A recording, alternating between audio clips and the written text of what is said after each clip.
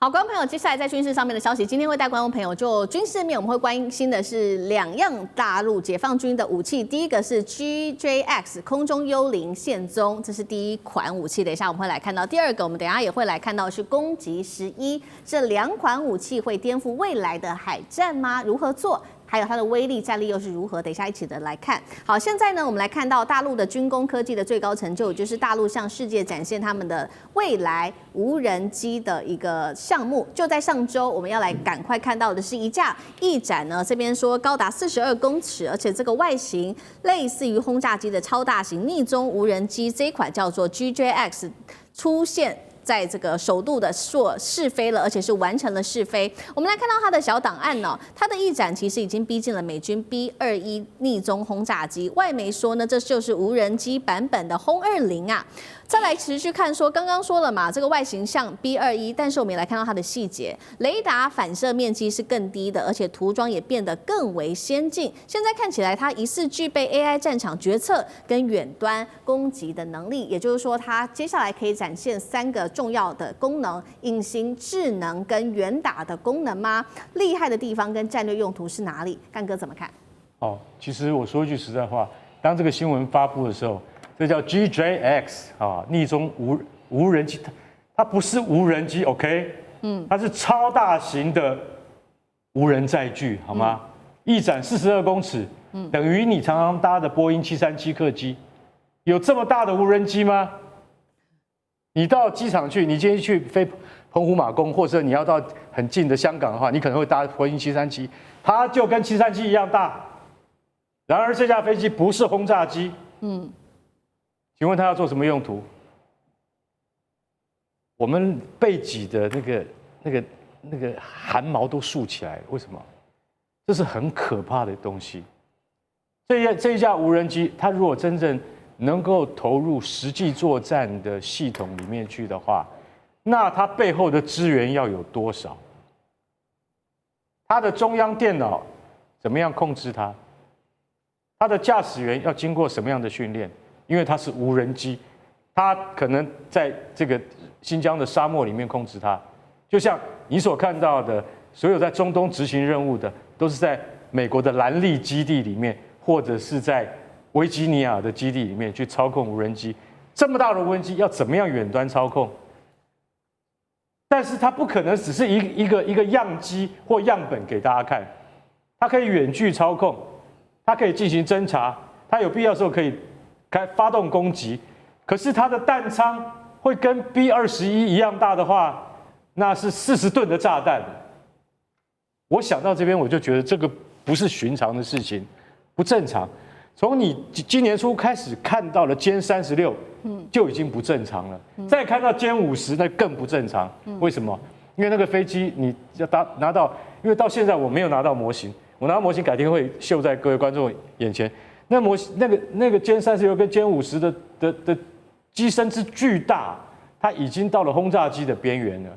所以我今天要讲的结论重点是什么？就这个 GJX 这个逆中无人机，它如果真的能够像 B-21的那种功能的话，那或者是说类似与轰20搭配的那种无人机的话，那我今天真的要讲说，大陆的科技已经到了另外一种你不可想象的地步。对，只要歼36跟歼50，它在3年之内能够真正的，就说不要说服役了，真正的到我们的，就说我们的视角之内的话，那就代表说大陆不仅仅是在无人机领域里面的突破，而且它在远端操控以及电子控制以及武器投射方面，它都有很大的超越跟进步，它才有办法制造这么大的无人机。而且这已经不是我们在科幻小说里面所看到的，也就是说不是在网友在那边讨论的这样的东西。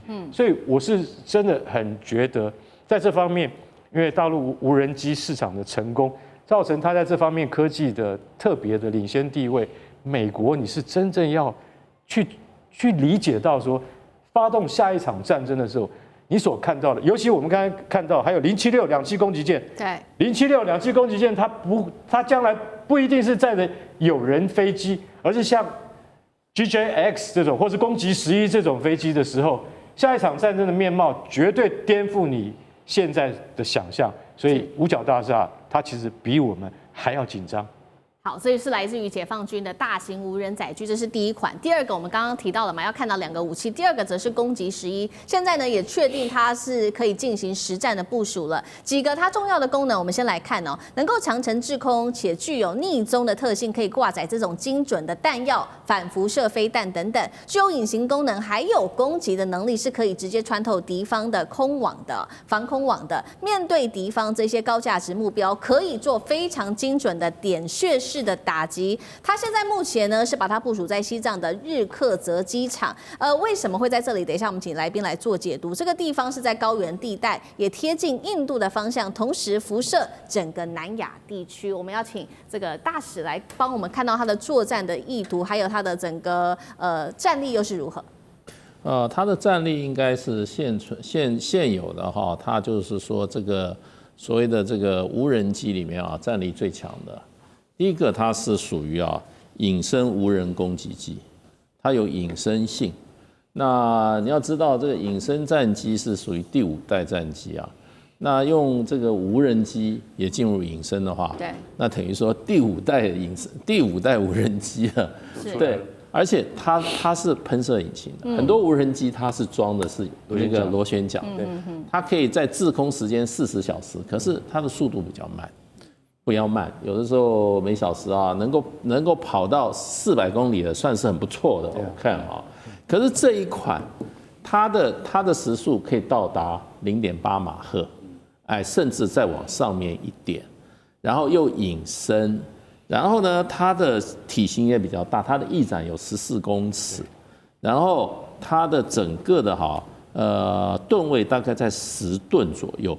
10吨左右，所以是一个大型的无人机了。以现在这个在这个军武界拥有，它是一个大型的，所以算是中国大陆一个非常这个重要的航空空战的利剑。是，它基本上它也不是要跟什么飞机去缠斗，它同时可以做什么？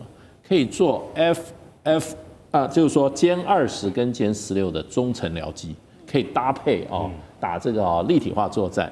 然后呢，它基本上它的载弹量也是够的。那它可以在这种所谓的这种航空就是说非航空炸弹，那么它可以载3到4枚。还有就是说地对空、空对地的攻击性的武器，它都可以。另外，它的电子侦察能力也很强。所以这款武器对中国大陆来讲，不要说中国，在全世界那个无人机里面，它最先进一层。那为什么放到印度？也就是说，防备印度在这个喜马拉雅山中印边界上不断的在那边自己幻想还可以跟中国军队进行抗衡。我一部署就是跟你印度差距10年到20年的武器放这边，叫你印度你在那边叫嚣什么？对不对？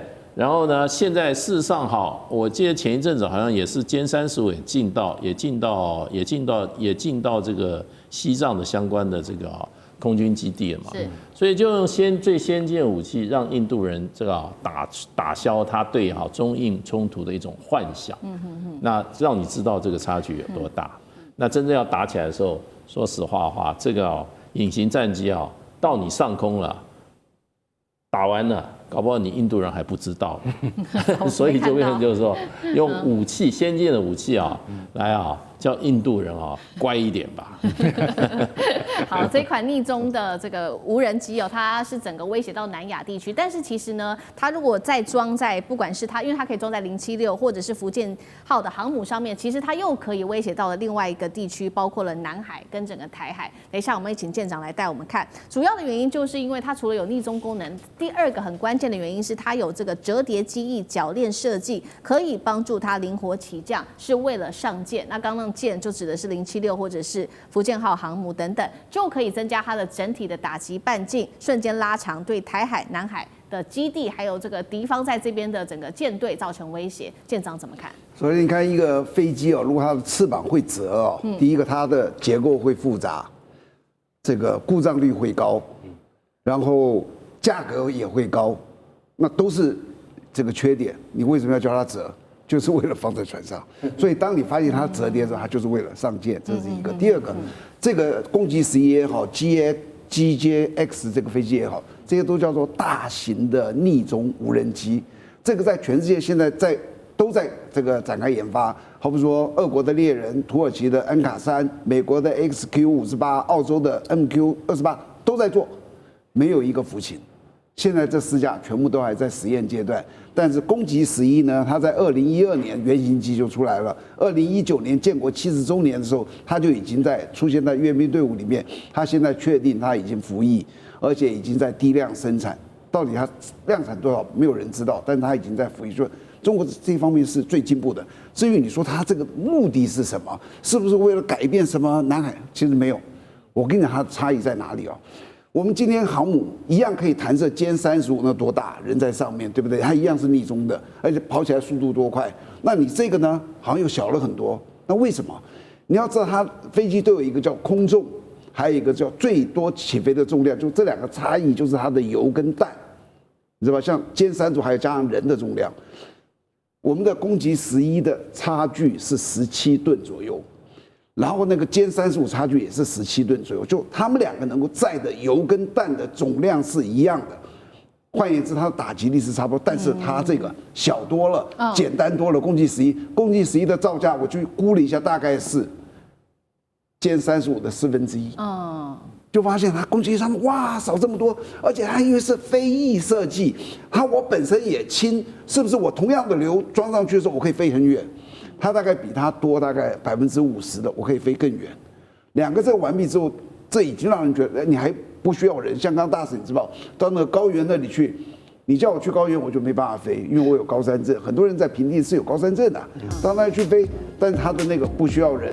最后一个就是6代机，6代机的时候是一个5代机控制2个中程僚机，现在全世界做到这个的只有中国，因为它出现了攻击11，这2个配合到一个歼35，就是。